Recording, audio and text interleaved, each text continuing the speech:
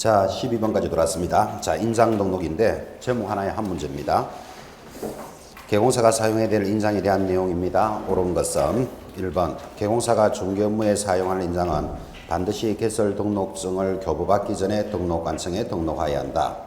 OX X입니다. 이게 왜 X입니까? 등록증을 교부받기 전에가 아니고 업무 개시 전입니다. 그래서 일단 틀렸는데, 자, 이 단어를 이렇게 한번 정리해 봅시다. 자격증을 취득한 여러분들이 등록을 신청합니다. 등록을 신청하면 거기서 접수하는 곳이 있고, 접수가 되면 확인하는 절차를 거쳐서 등록이 되었다를 등록을 필했다 그럽니다. 신청한 날로부터 언제까지 해줍니까? 7일 내로 반드시 서면으로 통지를 해줍니다. 등록이 되었소 이렇게 통지가 오면 가서 등록증을 교부받아야 되겠죠. 자, 이 등록증을 교부받고 등록증을 개시하고 그리고 업무를 개시하게 됩니다. 자, 이렇게 나가는 것이 어떤 분이어도 반드시 업무를 할 수 있는 절차다 그랬습니다. 근데 지금 우리가 공부하고 있는 중개행위에 사용할 인장, 도장은 언제까지 등록해야 될까요? 업무 개시 전까지 등록해라 이렇게 돼 있지, 등록증을 받기 전까지 하라는 게 아니라니까요. 그래서 업무 개시 전입니다. 자, 그럼 여기까지도 하나 잡으시고, 업무 개시 전까지 인장을 등록하는데 시험에서 나오기를, 그러면 신청할 때부터 업무 개시 전까지 이때까지 인장을 등록하면 된다. 아니다. 2번 접수해놓고 업무 개시 전까지 할 수 있다.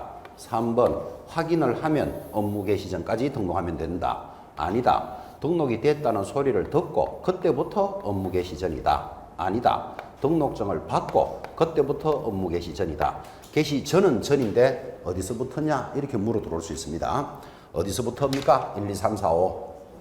답은 1번 신청할 때부터 업무 개시 전입니다. 뭐를 보면 아는가 하면 등록 신청서에 도장을 찍는 난이 딱 준비되어 있습니다. 이거는 이제 법에서 나오는 게 아니고 양식을 보고 공부해야 돼요. 자, 그럼 이렇게 공부하면 좋겠다, 그죠?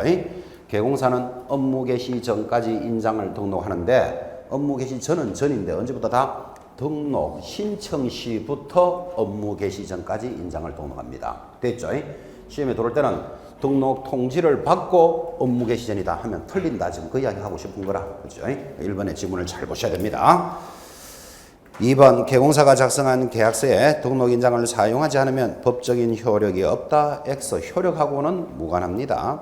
3번 개공사가 작성한 계약서에는 등록인장을 사용해야 되고 인장을 변경하면 며칠 내로 변경합니까? 7일 내로. 자, 7일 내로까지는 좋았습니다. 등록관청에 신고해야 한다. 이것 때문에 또 X.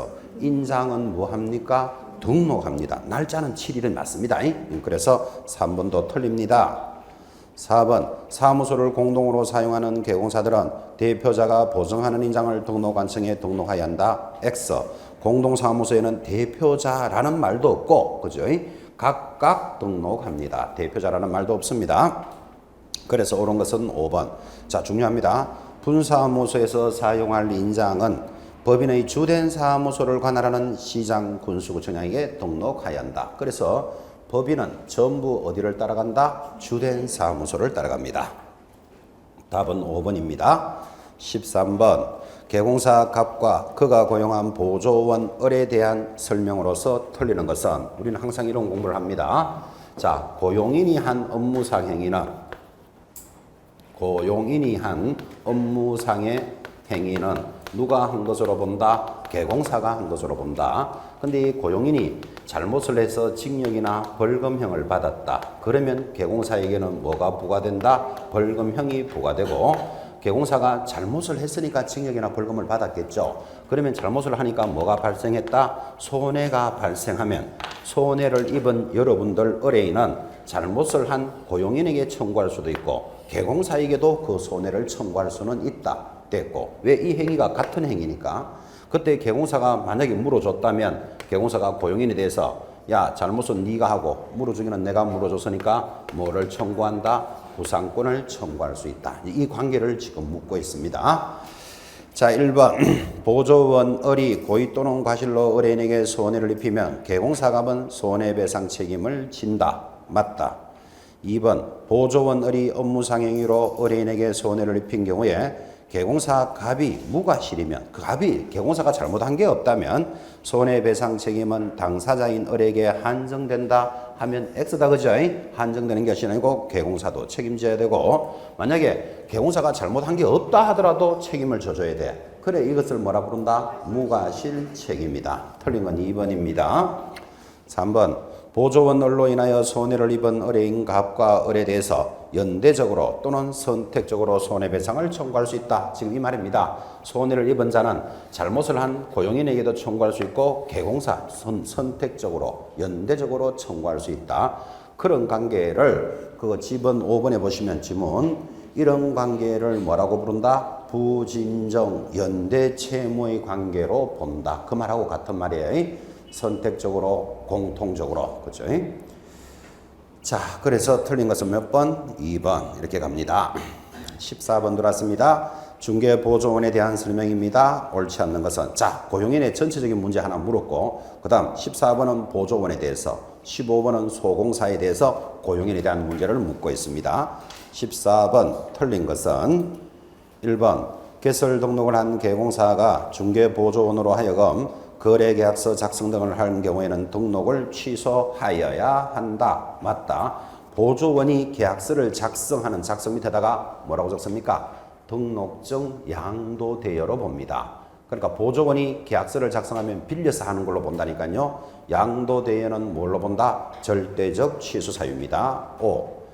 2번 개공사의 부재 중에 개공사 사장님이 어디 나갔는 모양이죠. 중개보조원이 거래계약서를 작성하고 만약에 계약서를 체결하면 당연히 이 법상 위법이다. 중개보조원 계약서 작성하면 된다 안 된다? 안 된다.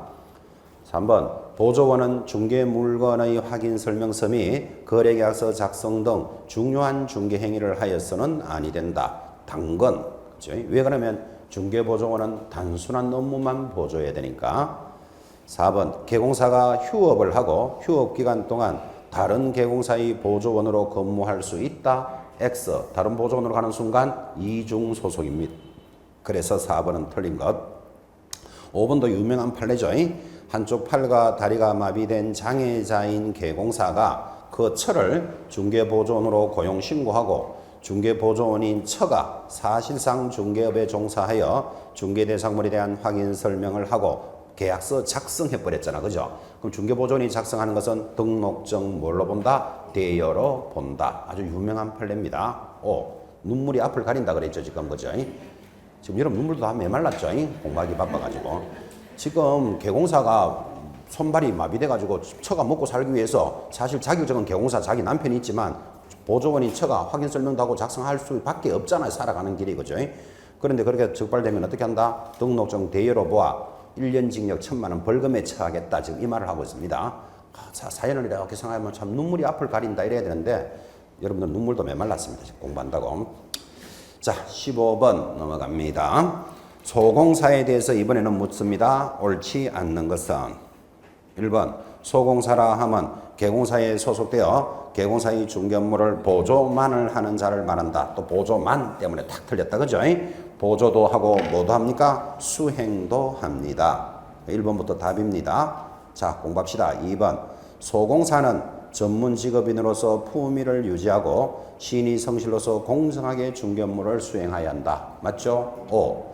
소공사는 중개인이 사용할 인장을 등록관청에 등록하여야 한다. 그래서 소공사도 인장을 등록합니다. 자, 그럼 또 소공사 물어봅시다. 지금 개공사는 인장을 등록할 때 언제까지 하라 그랬죠? 업무 개시 전인데 등록 신청할 때부터 업무 개시 전에 하면 된다 그랬어요.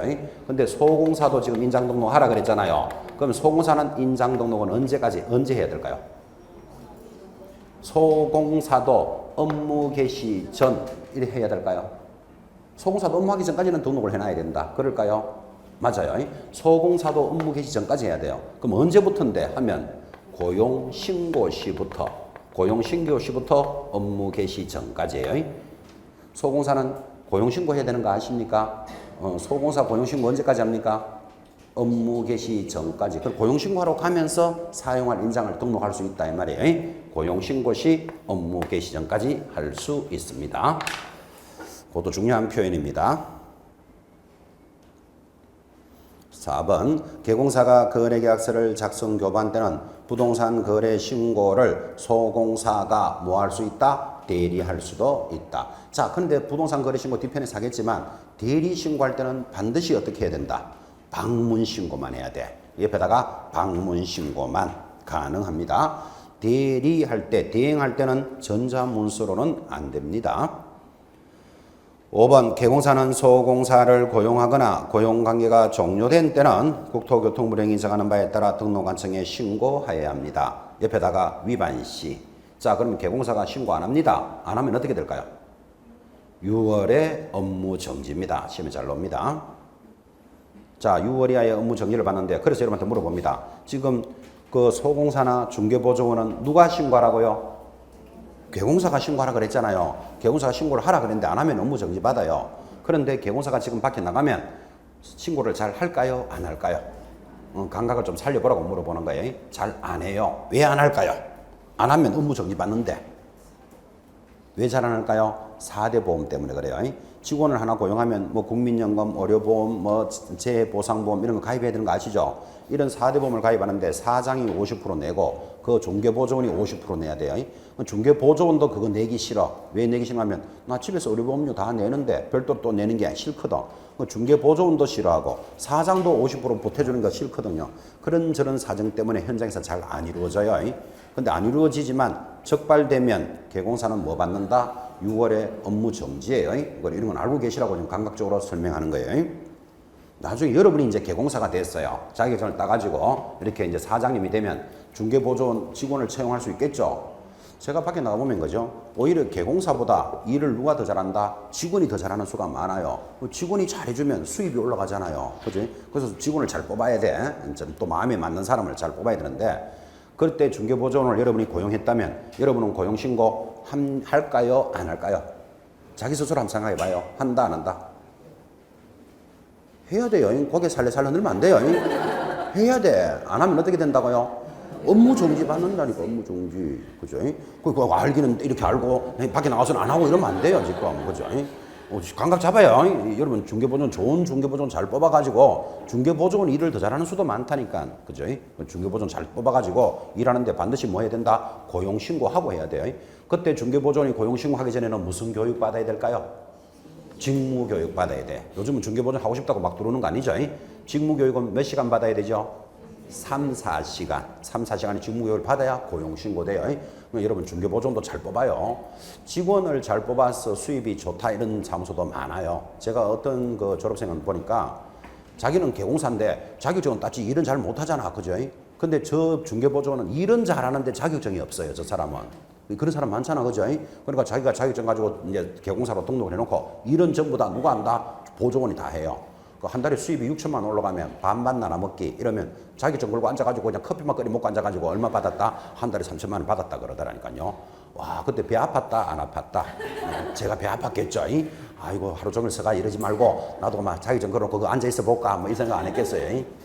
근데 별로 재미는 좀 없었을 것 같아. 느낌이. 자격증은 있지만 일을 못하고 또 자격증 없으면 중개보조원이 한 달치 수입을 다 가지고 와요. 그 나눠 먹는다는 것도 좀 쉽지 않을 것 같은 느낌이 좀 들어요. 그래서 어쨌든 간에 자격증 따놔야 돼. 자격증 따놔야 뭐 일을 배우든지 무슨 수를 내지. 그죠?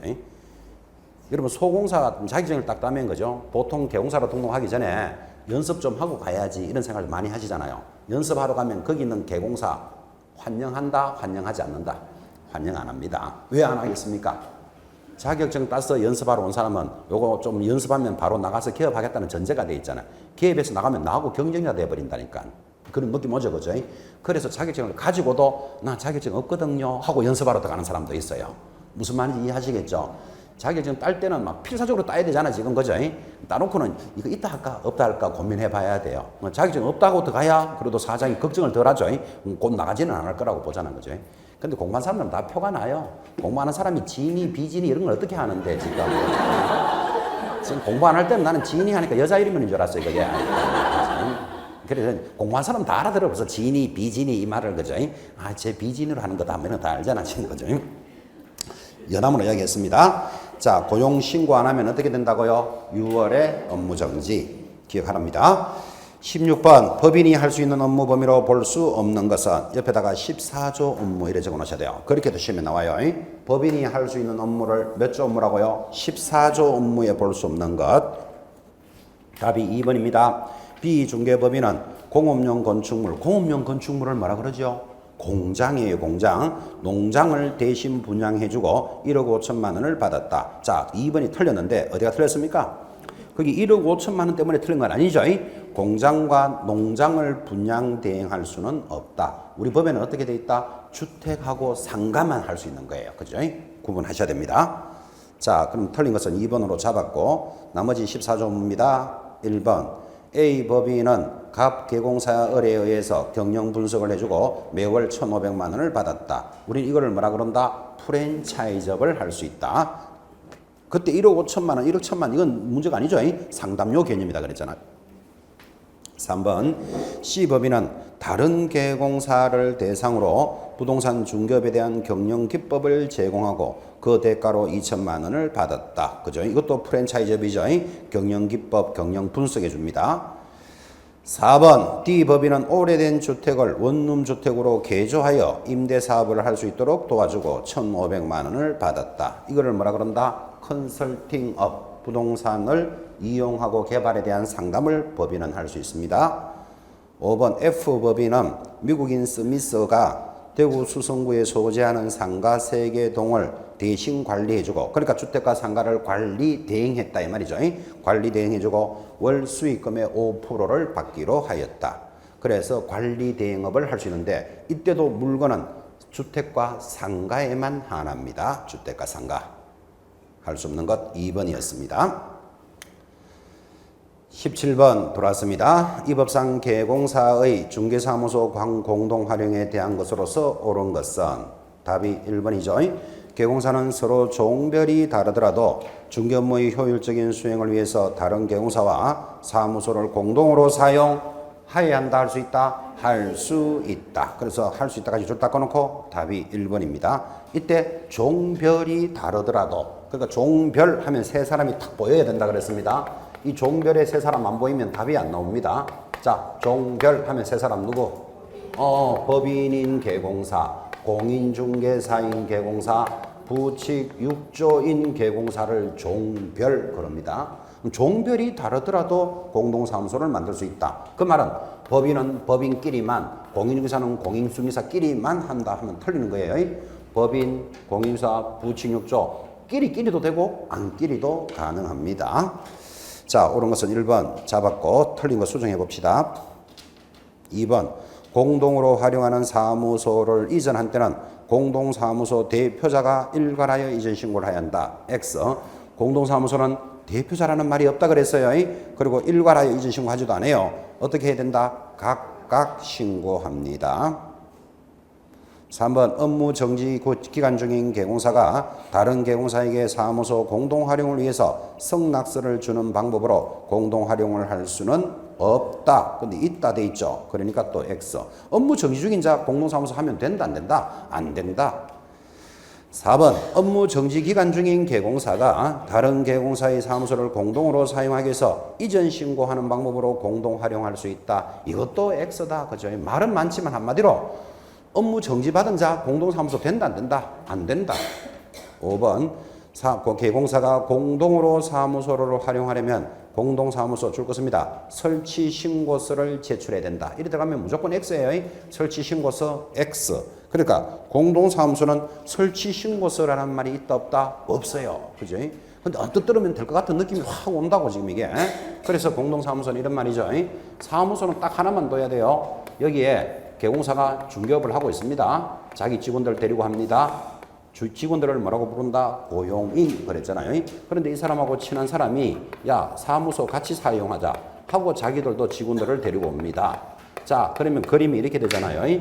사무소는 하나인데 일하고 있는 개공사가 여러 명이 사용하니까 이를 우리는 뭐라고 부른다? 공동사무소다. 이 공동사무소는 대표자 있다 없다? 없어요. 각자 부담한다 그랬잖아. 그죠? 만약에 공동사무소를 강남에 있다가 노원으로 이사 가더라도 각자 다 노원으로 신고해야 돼. 대표자라는 말도 없고 각자 신고를 합니다. 자, 그래서 공동사무소는 모두 각자인데 이 공동사무소를 설치하는 방법이 뭘까요? 만드는 방법. 여기에 설치 신고서를 제시해야 된다 하면 틀린다고 지금. 그래서 그 5번 조심하라 그러잖아 지금. 그죠? 그러면 이걸 만드는 방법은 이렇잖아요. 이 사람은 이쪽으로 뭐를 한다? 이전 신고를 해서 만드는 거예요. 사무소 이전할 수 있죠. 또 이 사람은 나는 아예 이쪽으로다가 등록을 하겠다고 이 사무실로. 그래서 등록을 해서 만들어지지 설치 신고서라는 말은 없습니다. 조심하셔야 됩니다. 됐죠? 사무소 이전을 하거나 이전을 해서 두 사람 세 사람이 만들어지거나 아예 그쪽으로 등록을 하는 겁니다. 자, 그럼 이걸 보고 여러분 하나 배울 수 있는 것, 중개사무소는 자기만 사용해야 된다라는 의무가 있다 없다? 없잖아. 그거를 우리는 뭐라 그런가 하면 전용의 의무 없다. 이거 기억해 놓으셔야 돼요. 중개사무소는 반드시 혼자만 사용해라 그런 의무 없습니다. 그거 알 수 있잖아. 이걸 보고 간접적으로. 자, 또 중개사무소는 중요한 게 겸용의 의무도 없어요. 중개사무소 겸용의 의무가 없다는 말은 중개사무소는 중개업만 해라 이런 의무 있다 없다? 없다. 안에서 안마 쉬쉬쉬업을 해도 되고, 그죠? 보험 대리점업을 해도 되고, 그죠? 중고 자동차 매매업을 해도 된다 그랬어요. 근데 법인은 하면 돼요, 안 돼요? 안 돼. 법인은 14조 업무만 해야 돼. 됐죠? 그래서 전용과 겸용의 의무 없습니다. 그래서 여러분들은 이런 이야기도 제가 간접적으로 전달한다고요. 여러분은 나중에 중개사무소를 차리시거든. 중개업만 하지 말고 자기가 자신 있는 것도 뭐를 같이 해볼고 이것도 한번 해보라고요. 어차피 사무소에 하나 얻었으면 경비가 들어가잖아. 그죠? 만약에 뭐 꽃집을 잘한다. 그럼 꽃집도 같이 경험해도 돼. 아니면 보험 대리점업을 해도 되고 자동차 보험 대리점업을 해도 되고 어떤 분은 여행업을 하는 사람도 있더라고요. 중개사무소 차려놓고 여행업을 같이 해요. 자기가 여행 쪽에 근무를 했거나 무슨 수가 있겠죠. 괜찮잖아요. 봐요. 부동산 사러 왔다가 사기 싫습니까? 내년에 미국인 한번 갈랍니까? 이래가 또 뭐 여행도 한번 권하고. 그죠? 겸업을 뭐를 할까도 한번 고민해 보시기 바랍니다. 그것도 괜찮습니다. 그래서 지금 여러분한테 전달하는 것 사적인 이야기를 하면서 겸업에 제한이 없다는 걸 지금 설명해 주고 있는 거예요. 그죠? 그런 것도 한번 공부방 뭐 이런 것도 한번 해보고 그죠? 한번 체크해 보시기 바랍니다. 자, 17번 들어왔어. 17번 했죠. 18번 들어왔습니다. 법인의 분사무소에 대해서 묻고 있습니다. 자, 지점에 관한 문제도 무조건 출제되죠. 옳은 것을 찾아갑니다. 1번. 법인이 분사무소 설치 신고를 하는 경우에는 분사무소 설치 예정지역을 관할하는 시군구 조례가 정하는 수수료를 납부해야 한다. O, X. X. 자, 물어봅시다. 서울특별시 강남구에 가면 역삼동이 있고 강남에 법인이 있습니다. 우리 이 법인을 서울중개주식회사다 이렇게 부르겠습니다. 서울중개주식회사에서 경기도 평택시에 평택에 분사무소를 만듭니다. 자, 그럼 지금까지 배운 솜씨대로 평택시에 서울중개주식회사 평택지점을 만들면 어디 가서 신고해야 된다? 전부 강남구청 주된 사무소에 가서 등록을 합니다. 됐죠? 그 다음에 평택시에 사용하는 인장은 어디 등록한다? 그렇지. 전부 주된 사무소에 가서 합니다. 평택에 있는 사무소를 청주로 이전하고 싶습니다. 어디 가서 신고합니까? 무조건 주된 사무소. 그래서 지점에 관련되는 것은 전부 본점을 따라가는데 자, 그러면 평택의 분사무소도 돌리면 수수료를 내야 되는데 1번 평택시 수수료다. 2번 강남구 조례다. 답은 2번 주된 사무소가 있는 곳에 신고하니까 거기서 오래 수수료네. 평택에 두거나 제주에 두거나 어디를 두더라도 주된 사무소 조례를 따라가는 거예요. 그러니까 1번이 틀린 걸 찾아낼 줄 알아야 돼요. 분사무소 설치 신고를 하는 경우에는 분사무소 예정지역을 관할하는, 그럼 우리말로 하면 평택을 관할하는 시군구 조례에 따라서 수수료 납부한다 하면 틀린다 이 말이에요. 지금 강남조례죠. 2번 분사무소를 설치하려면 분사무소 소공사가 실무교육을 받아야 한다. 맞습니까? 맞습니다. 옳은 것을 찾는데 분사무소 소공사가 실무교육을 받아야 한다. 맞다. 일단 2번 맞고 3번 다른 법률의 규정에 따라 중개업을 할 수 있는 법인도 분사무소를 설치할 수 있고 그 분사무소 책임자는 공인중개사여야 한다. X. 자, 다른 법률에 따라서 하는 자 이 법을 따를 필요가 있다 없다? 없죠. 그래서 틀렸고 4번 분사무소 설치 신고를 받은 등록관청은 다음 달 10일까지 협회에 통보하여야 한다. 맞습니까? 분사무소 설치 통보 안 해주면 어디서 만드는지를 모르잖아. 그죠? 모르는 건 통보해 줘야 되죠? 맞다. 5번 분사무소의 공인중개사법에 위반되는 행위를 한 경우 그 분사무소에 대해서만 업무 정지를 할 수 없고 법인을 대상으로 업무 정지를 하여야 한다. 이것도 틀린다 그랬죠. 분사무소별로도 뭐 할 수 있다? 업무 정지를 내릴 수 있다. 자, 그래서 18번의 답은 몇 번? 2번으로 해주시고 내용은 정리됐는데 제일 뒷장에 여러분 해답 있죠? 제일 뒷장에 그런데 교수님 이번에 소속 공인중개사가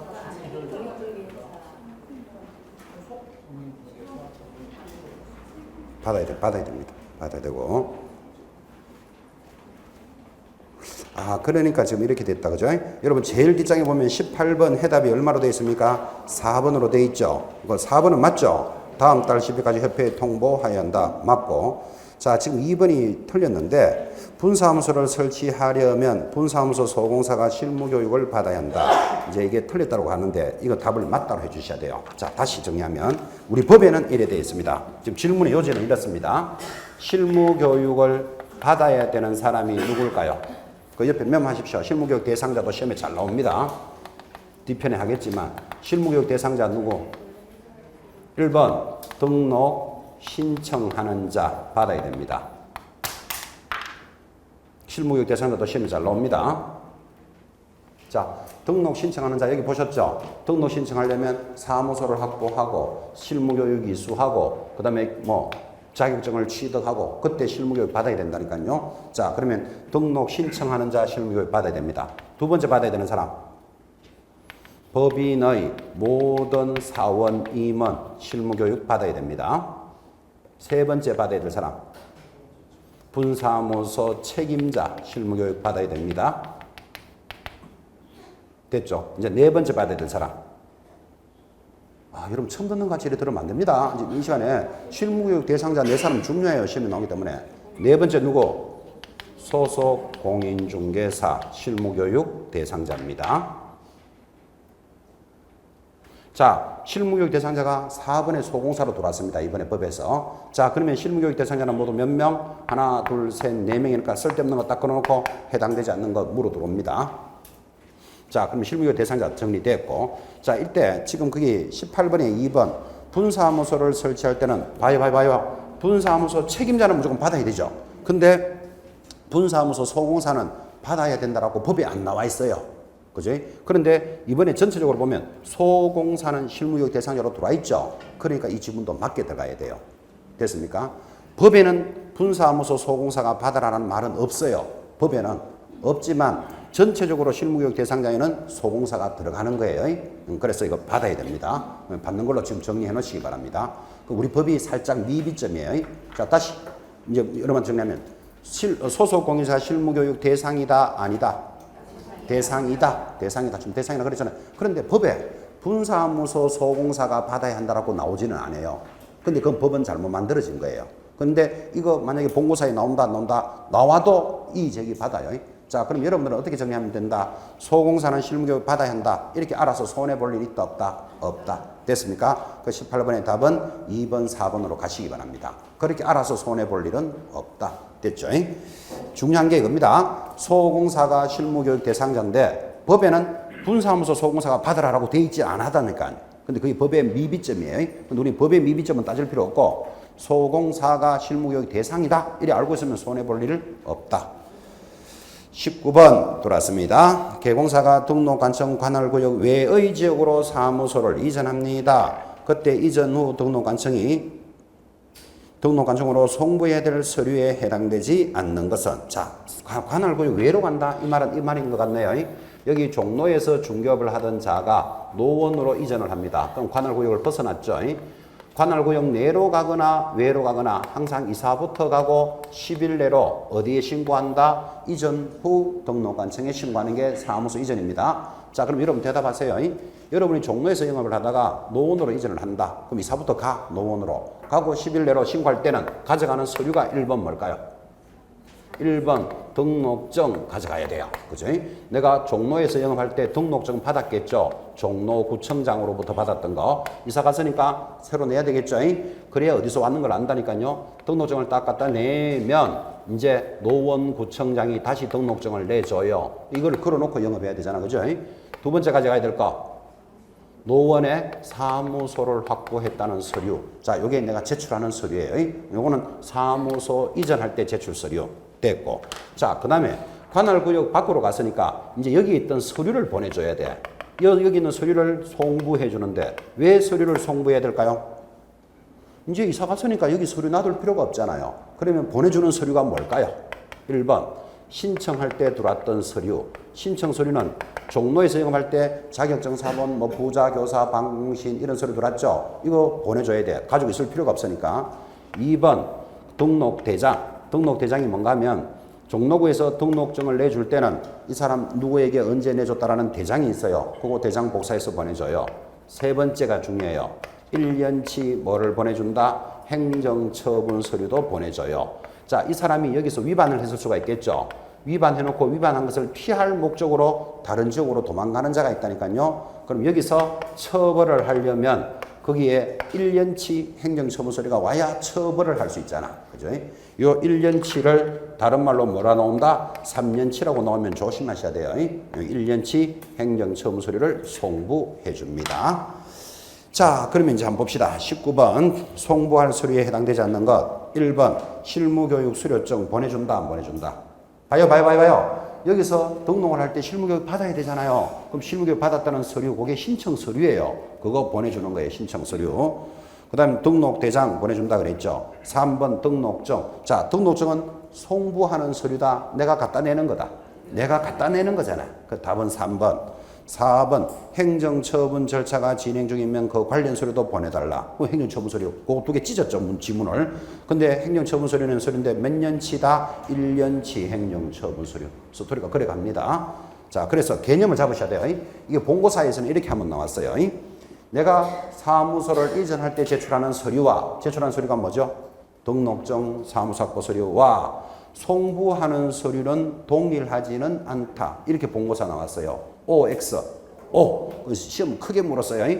우리는 내가 제출하는 서류는 송부하는 서류는 이까지 우리는 공부를 했지만 시험은 크게 묻더라고. 내가 제출하는 서류와 송부하는 서류는 동일하지는 않다. 이 정도는 알아들어야 되죠. 20분입니다. 이전 등에 관한 사항입니다. 틀리는 것은 1번 사무소 이전 시에 등록관청에 제출하는 서류와 지금 나오네요. 등록관청이 이전 후 등록관청에 송부해야 되는 서류는 동일하지는 않다. 맞다.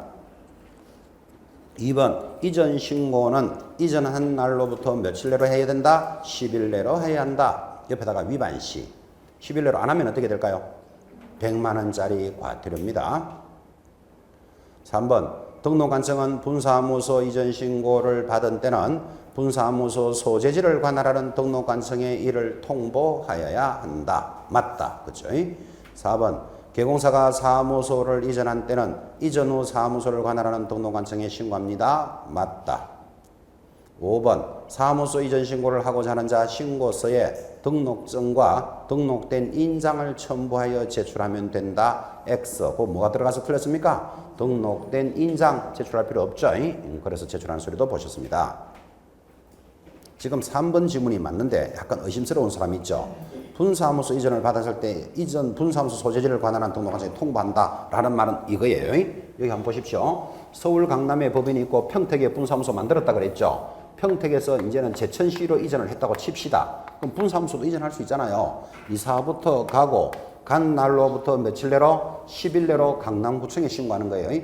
그러니까 평택에서 이사 나갔다는 것을 평택시장이 안다 모른다?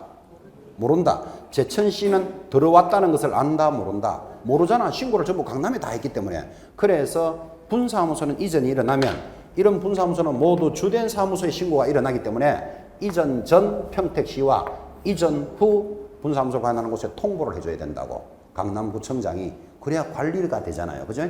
분사무소만 이런 말이 따라가는 이유가 있다고. 왜? 모두 어디서 일어나기 때문에? 주된 사무소에서 일어나기 때문에. 21번 들어왔습니다. 이 법상 중개업의 휴업과 폐업에 관한 내용입니다. 옳은 것은 1번 징집으로 인한 입영의 경우에는 6월을 초과해서도 휴업할 수 있다. 맞다. 그 징집에다가 몇 개 더 적어야 되죠. 요양, 병으로 입원하는 거 요양, 취학 세 가지 사유는 6월을 초과해서 휴업할 수 있습니다. 틀린 거 수정합니다. 휴업과 폐업 신고는 전자문서로 해서 할 수 있다. X. 휴업과 폐업할 때는 등록증을 첨부해야 되잖아요. 그러니까 반드시 무슨 신고해야 된다? 방문 신고해야 됩니다. 법인의 분사무소는 주된 사무소와 별도로 휴업할 수 없다. X. 분사무소별로도 휴업할 수 있다. 휴업 중에는 사무소를 이전할 수 없다. X. 여러분 휴업 업무를 쉬고 있는 거지 사무소를 이전하지 마라. 그런 규정은 없죠? 있습니다. X.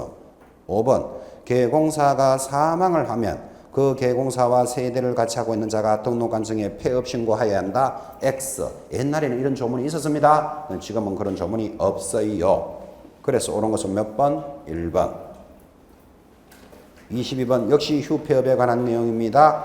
틀리는 것은 1번 휴업 폐업 신고는 전자문서에 의해서는 할 수 없다. 맞다. 왜 맞죠? 등록증을 첨부해야 되니까. 2번 휴업 중에 휴업했다는 사실을 사무소에 표시할 의무 있다 없다. 여러분 중개사무소 앞에다가 간판 앞에다가 내가 휴업하고 있어요. 지금 1월 1일부터 5월 31일까지는 휴업할 거예요. 그러면 여기다가 휴업 중 이런 거 표시해야 된다 안 해야 된다. 그런 의무 없다. 휴업 중 의무 표시할 의무 없다. 3번 중개업을 폐업한 개공사는 지체 없이 등록증을 첨부하여 등록관청에 신고하여야 한다. 맞죠? 폐업하면 신고하라 그랬잖아요. X입니다. X. 폐업한 개공사는 지체 없이 하면 틀려요. 휴업이나 폐업은 전부 언제 해야 된다? 미리 신고해야 돼. 휴업이나 폐업해놓고 신고하는 거 아니다 이 말이에요. 아주 조심하셔야 돼요. 그래서 3번 X. 4번 등록관청은 개공사의 휴업 폐업 신고에 대해서 다음 달 10일까지 협회에 통보하고 3번 사무소 등록하고 업무를 3월을 초과하도록 개시하지 못한 자 미리 그 사실을 등록관청에 신고해야 됩니다. 맞다. 지금 이 말이잖아요. 봐요. 자 이제 등록증을 교부받고 업무를 하라 그랬죠. 등록증 교부받으면 개시해놓고 업무를 하잖아요. 그때 업무는 언제까지 해야 될까요? 언제까지 해야 될까요? 그럼 법에는 없어요. 예를 들면 1개월 내로 업무를 해야 한다. 2개월 내로 업무를 개시해야 한다. 그런 말은 없어요. 그런데 3개월이 지나도록 안 했다. 그러면 3개월이 지나면 뭐 해야 된다? 휴업 신고를 해야 돼. 이해하시겠습니까? 3월 초과해서 휴업 신고 안 하면 100만 원짜리 과태료예요. 그러니까 5번 지문 잘 봐요. 등록 후 업무를 3월을 초과하도록 개시하지 못했다면 무슨 신고해야 된다? 휴업 신고해야 돼. 이거 안 하면 얼마짜리로 들어간다? 100만 원짜리 과태료로 접어드는 겁니다. 거기까지 이해하실 것. 23번 들어왔습니다. 자, 이 법상 의뢰인이 중개의뢰 내용을 명확하게 하기 위하여 필요한 경우 개공사에게 중개계약 작성, 거기 줄 꺼놓으시고 시 요청할 수 있는 사항 중 틀리는 것은 답이 2번인데 이제 이게 법률적인 문제에서 중요한 거예요. 자, 여러분 꼭 암기하셔야 됩니다. 지금 물건을 파는 자, 값, 사는 사람을 사이에 개공사가 중개를 하는데 하나 사주세요, 팔아주세요를 중개계약이라 그랬잖아요. 이 중개계약이 지금 현장에 나가보면 전부 다 말로만 한다고요. 구두로 하니까 의뢰인과 개공사가 자꾸 분쟁이 일어나요. 그래서 중개계약서를 좀 적으면 좋겠죠. 어떤 물건을 어떻게 사주면 수수료는 어떻게 하자. 그럼 분쟁이 안 생기는 거예요. 그때 이 중개계약서에는 필수 기재사항이 있고 필수 기재사항을 어떻게 공부했다? 물가, 수준을 반드시 기재해야 돼. 물이 뭘까요? 중개대상 물의 위치와 규모는 반드시 적어라. 가가 예정가격 1억에 사주세요 이 말이겠죠. 예정가격을 적어놓으면 그때 보수는 얼마로 하자 이렇게 적어놔야 나중에 수수료 비싸다 싸다 이런 말을 안 한다고요. 준 서로 간에 지켜야 될 사항 준수사항 예를 들면 남향으로 구해주세요. 뭐 또는 9월 15일까지는 아파트를 구해주세요. 준수사항이 있다면 뭐 바다가 보이는 쪽으로 구해주세요. 뭐 이런 것들이죠. 자 그러면 물가 수준이라는 네 가지를 반드시 기재해야 되니까 지금 공법상 제한사항 이런 거 적어야 될 필요 있다 없다? 없다. 취득에 따른 조세도 적어야 된다. 그런 말 있다 없다? 없다고. 그래서 지금 물가 수준 네 가지를 딱 잡아야 돼요. 1번 중개대상 물의 위치와 규모할 때 물 동그라미 3번 예정가격 가 동그라미 4번 예정가격이 이루어졌을 때 보수를 적어야 분쟁이 안 생깁니다. 보수할 때 수 동그라미 5번 개공사와 의뢰인이 준수해야 될 사항 준. 그래서 물가 수준을 기억하는데 자 여러분 주목해 보십시오. 이 네 가지 물가 수준을 기재해야 된다. 필수 기재 사항이다. 이러면 공부하기는 편해요. 중개계약서의 필수 기재 사항이 뭐 물가 수준 이렇게 공부하기는 편한데 돌았으면 물이 뭔데요? 몰라요. 이러면 날 새는 거예요 완전히. 준이 뭔데? 더 몰라요. 이러면 날 새는 거예요. 나는 카사블랑카예요. 뭐 이래서 이러면 골치 아파요 지금. 그러니까 이 물가 수준을 기억하든지 아니면 이렇게 한번 해봐봐요. 여러분이 매도인이 한번 돼봐요. 매도인이 돼가지고 우리 아파트를 팔아주세요 이렇게 말하려면 딱 해야 되는 말이 정해져 있어요. 뭐라고 정해져 있는가 하면 개공사한테 가서 우리 아파트 팔아주세요. 그럼 개공사가 팔 수 있다 없다? 개공사가 무슨 아파트를 어디 가서 어떻게 팔아라고요? 그냥 아파트 팔아주시오. 그렇게 말 안 한다니까요. 여러분이 매도인이면 반드시 이렇게 말해요. 평촌에 있는 우리 아파트 30평짜리를 5억에 다음 달까지는 좀 팔아주시오. 이렇게 말을 해야 이 사람이 팔든지 말든지 할 거 아니라, 그죠? 이 말을 한번 기억 한번 해봐요. 평촌에 있는, 그걸 뭐라 그런다? 물건의 위치, 그죠? 30평쯤 되는 아파트를, 그게 규모잖아요, 규모. 그죠? 그리고 5억에, 지금 이 5억이라는 것은 실제 가격이다, 예전 가격이다. 아직까지 예전 가격이잖아. 가격 5억 불러줘야 돼. 그리고 5억에 팔아주면 얼마로 하자라고 수수료는 적어야지 분쟁이 안 생기는 거예요. 그 다음에 다음 달까지 팔아주시오. 이를 뭐라 그런다? 준수상. 그리고 이 말을 한마디를 만들어 놓으면 이 말이 저절로 보여야 돼. 평촌에 있는 우리 아파트 30평짜리를 5억에 다음 달까지는 좀 팔아주세요. 이 말을 이걸 적어놔야 된다고. 되겠죠? 자, 다시 반대로. 여러분이 매수자가 한번 돼봐요. 개공사한테 아파트 하나 사주시오. 아파트 하나 사주시오. 이러면 사주겠습니까, 여러분들이? 무슨 아파트를 어디 가서 사람 말이야 그냥 아파트 사주시오. 이러면 안 되잖아, 그죠? 반드시 여러분들은 이렇게 말하게 돼 있어요. 노원 상계동 쪽에 30평짜리를 한 5억 된다면 9월 15일까지는 하나 구해주세요. 이렇게 말해야 이 사람이 사든지 말든지 할 거잖아. 노원에 있는 이걸 뭐라 그러죠? 위치, 30평쯤 되는 아파트, 규모, 그죠? 그리고 한 5억에 사주세요. 여기 뭐다? 예전 가격. 언제까지 다 달라고요? 9월 15일까지. 또는 남양으로 구해주세요. 뭐 이런 말 할 거 아니라 보나 마나. 그죠? 그래서 이런 구절을 하나 만들어 놓으셔야 돼요, 자기가. 그죠? 그냥 물가 수준 이렇게 알아놓으면 공부는 하기 쉬운데 잊어버리기도 너무나 쉬운 거라, 그죠? 어떤 분은 물가 수준 기억해놓고 엘리베이터 타고 1층에 쿵 쓰면 4개 싹 다 빠진 사람이 있어요. 그날 들었는 거.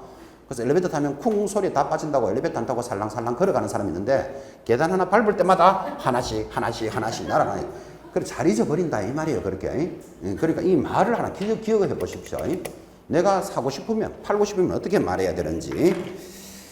24번 중개계약서를 작성한 경우에 이 법상 설명입니다. 틀리는 것은 답이 5번인데 일반 중개계약서를 작성한 개공사도 거래정보망에 정보망을 공개할 수 있지만 거래가 이루어진 때 그 사실을 거래정보사업자에게 통보해 주지 않아도 된다. X 통보해 주어야 합니다. 왜 통보해 줘야 됩니까? 자료를 삭제하고 정리하기 위해서. 자, 틀리는 것 5번. 자, 나머지들은 지금 다 맞는데 특히 1번 조심합니다. 전속 중개계약서를 작성한 개공사는 중개대상물을 공개하기 위해서 반드시 거래정보망에 가입해야 되는 것은 아니다. 맞다. 어디도 가입할 수 있습니까? 일간신문에도 공개할 수 있으니까 맞다. 2번 일반 중개계약을 체결한 의뢰인이 다른 개공사에게 중복하여 중개 의뢰하는 것을 금지하고 있지는 않다. 맞다. 이게 일반 중개의 특징이죠. 당신하고 하겠소 했지만 다른 사람하고도 거래할 수 있고. 3번 전속 중개계약서를 작성한 개공사는 중개계약의 유효기간을 반드시 3개월로 해야 되는 것도 아니다. 맞다. 3개월을 원칙으로 하되 약정이 있으면 약정에 따릅니다. 4번 일반 중개계약서를 작성한 개공사는 업무 처리 사항을 2주일에 1회 이상 통지하지 않아도 된다. 요거는 무슨 의무지요? 전속 중개계약서상의 의무입니다. 25번 들어왔습니다. 역시 전속 중개계약에 따른 정보 공개에 되는 내용입니다. 틀리는 것은 정보 공개하면 탁 들어오는 거 반드시 공개해야 될 정보가 뭐죠? 중도, 수도, 소, 공의 예공을 공개해라. 들어봤습니까? 정보 공개하면 공으로 끝납니다. 공. 그 다음에 정보만 탁 들어오면 소유권 등의 권리관계를 공개하지만 권리관계 중에서 인적 사항은 공개하여서는 절대로 안 된다. X표 2개. 자, 그런데 공시지가는 임대차일 때는 할 필요는 없다. 그럼 임대차일 때는 할 필요 없으니까 해도 되죠. 여기 X가 2개고 세모표 한다는 의미를 좀 기억하셔야 돼요. 이거 자꾸 눈으로 익혀 놓으셔야 돼요. 자, 그럼 이래도 되나요? 공시지가는 임대차일 때 공개할 수도 있다. OX. 세모잖아, 세모. 근데 인적 사항은 절대로 공개하여서는 아니 된다. 까지 구분합시다. 자, 그래서 25번에 틀리는 것은 답이 5번입니다. 중개대상물의 공시지가는 공개해야 되는 사항으로서 임대차의 경우에도 공시지가를 공개하여야 한다. 하면 틀리잖아요. 이거는 세모라 그랬잖아요. 그죠? 공개할 수도 있다. 자, 그럼 틀린 거 5번 잡았고 나머지 다 맞으니까 그대로 읽어주시는데 특히 동그라미 3번 전속 중개계약을 체결한 계공사는 권리관계에 관한 사항을 공개하여야 하나 권리자의 주소, 성명 등 인적 사항은 공개하여서는 아니 된다. 인적 사항은 절대로 공개하면 안 돼. 그렇죠? 그렇게 정리해 줍니다. 자, 25번의 2번 지문. 이때 의뢰인이 중개대상물에 관한 정보를 공개하지 아니할 것을 요청한 경우에는 이를 공개하여서는 아니 된다. 옆에다가 위반시. 공개하여서는 아니 된다. 이러는데 공개하면 어떻게 될까요? 상대적 취소 사유. 아주 심히 잘 놉니다. 기억하셔야 됩니다. 상취. 26번 들어왔습니다. 거래 정보망에 관한 내용입니다. 옳은 것은 1번 계공사가 거래 정보망에 중개대상물에 관한 정보를 거짓으로 공개하면 얼마죠? 1년 안의 범위 내에서 업무정지를 받을 수 있다. X. 업무정지는 아무리 많아도 얼마다? 6월 이하의 업무정지입니다. 2번 국토장관은 거래 정보망을 설치 운영할 자를 지정하여야 한다. X. 지정할 수 있다. 3번 거래정보사업자가 운영규정의 변경 승인을 얻지 아니하고 거래정보망을 운영한 때는 지정이 취소될 수 있다. 취소될 수 있다. 맞죠? 5. 그리고는 옆에다가 적기를 취소되는 사유 노래 제목이 뭐죠? 허, 운, 정, 해, 일 5가지 적어놓고 탤런트 허윤정이가 해산에서 1년 동안 취소됐습니다. 취소 사유. 그때 운에다가 동그라미. 운이 뭐지요? 운영규정 위반은 취소 사유다. 허윤정이가 해산에서 1년 동안 취소되었습니다. 3번 맞고 4번 거래정보사업자로 지정받기 위해서는 공인중개사 2명, 정보처리기사 2명 이상을 확보해야 된다. X 얼마로 고쳐야 됩니까? 1명입니다. 1명. 그리고 옆에다가 500국에 230번도 하나 적어 놓을 것. 그래서 거래정보망에 관련되는 숫자는 500국에 230번, 중개법쌤 전화번호가 500국에 230번입니다. 500명 이상이 가입을 하고 2개 이상의 시도에서는 얼마는 들어와야 된다? 30명은 가입해야 돼요. 일단 부동산 거래정보망 들어오면 숫자 하나 기억해놔야 돼요. 중개사법쌤 전화번호 500국에 230번. 5번 거래정보사업자는 의뢰인으로부터 의뢰받은 중개대상물의 정보에 한하여 공개해야 한다. 또 틀렸습니다. 거래정보망은 누구들끼리 일어납니까? 계공사 상호 간에 계공사들끼리만 정보를 교환합니다. 27번 들어왔습니다. 국토장관에게 지정받은 거래정보망을 설치하는 거래정보사업자에 관한 입법상 설명으로서 옳은 것을 찾으시오. 옳은 것 답이 4번이죠. 거래정보사업자는 계공사로부터 의뢰받은 정보에 한해서만 공개할 수 있다. 자, 그래놓고 옆에다가 위반시. 그러면 계공사 아닌 사람한테 정보 받으면 어떻게 될까요? 그러니까 거래정보사업자가 정보를 위반한 거잖아요. 여기 보세요. 허운정해일 때 정보를 위반하면 뭐가 된다? 취소 사유이면서 더하기 얼마? 1년에 1,000만 원에 해당돼요. 그래서 거래정보사업자가 위반하는 거 잘 보고 계셔야 돼요. 의뢰인으로부터 받은 정보를 공개하거나 정보를 위반하게 되면 취소되고 얼마? 1년에 1,000. 허운정해일에 해당합니다.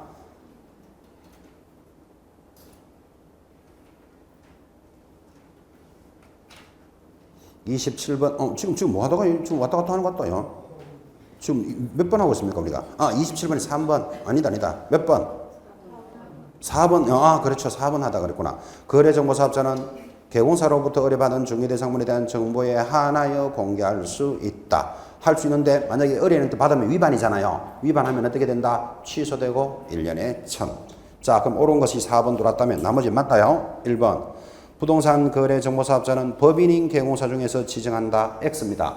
이런 법인은 몇 조 업무만 해야 된다? 14조 업무만 해야 되는데 거기에 거래정보망이라는 게 없어요. 2번. 거래정보사업자는 시도 또는 도 단위로 일개업체를 지정해야 된다. 그런 규정 없다. 부동산 거래정보사업자는 운영규정을 정하여 시도지사의 승인을 받아야 한다. X. 우리 중개사법은 무조건 누구 승인입니까? 국토장관 승인밖에 없습니다. 틀렸고 5번. 부동산 거래정보사업자로 지정이 된 때는 6개월 내로 운영하지 않으면 취소된다. X. 여기 보고 있습니까? 허운정해일 1이 이보다 지정받은 날로부터 1년 안에 운영해야 됩니다. 1년 안에 운영 안 하면 취소가 되기 때문에. 됐죠? 그래서 옳은 것은 4번까지 정리했습니다. 10분 쉬었다가 28번부터 가도록 하겠습니다.